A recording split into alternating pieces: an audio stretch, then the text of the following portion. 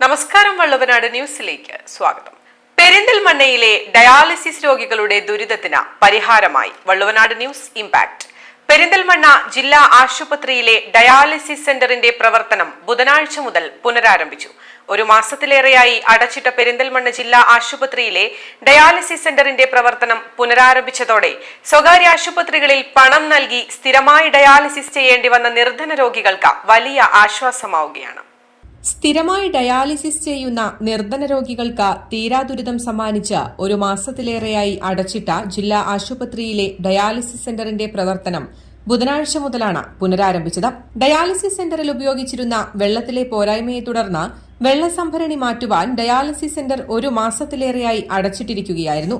Kozhikode medical college ലാബിൽ നടത്തിയ പരിശോധനാ ഫലം ഒരു മാസത്തിനുശേഷം കഴിഞ്ഞ ദിവസമാണ് ലഭിച്ചത്.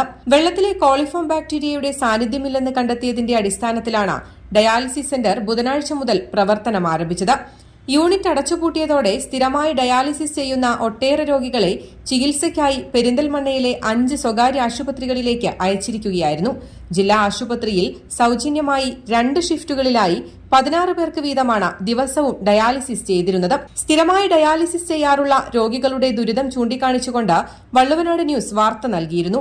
ഇതിന്റെ അടിസ്ഥാനത്തിൽ ഡയാലിസിസ് ചെയ്തിരുന്ന രോഗികൾക്ക് CH സെന്റർ മുഖേന സൌജന്യമായി ഡയാലിസിസ് നടത്താനുള്ള സൌകര്യമൊരുക്കി നൽകിയിരുന്നു. 10 ദിവസത്തേക്ക് എന്ന് പറഞ്ഞാണ് ഡയാലിസിസ് സെന്റർ അടച്ചിട്ടത്. വെള്ളത്തിന്റെ പരിശോധനാ ഫലം വൈകിയതിനാൽ ഒരു മാസത്തിലേറെ സെന്റർ അടച്ചിടേണ്ടി വരികയായിരുന്നു. ഡയാലിസിസ് സെന്ററിൽ ഉപയോഗിക്കുന്ന വെള്ളം നിശ്ചിത കാലയളവിൽ പരിശോധന നടത്താറുണ്ട്. ഈ പരിശോധനയിലാണ് ആദ്യം വെള്ളത്തിൽ ഹാനികരമായ വസ്തുക്കളുടെ സാന്നിധ്യമുണ്ടെന്ന് കണ്ടെത്തിയത്. തുടർന്നാണ് ലാബിലേക്ക് പരിശോധനയ്ക്കായി വെള്ളം അയച്ചത്. News desk, Valluvanad news.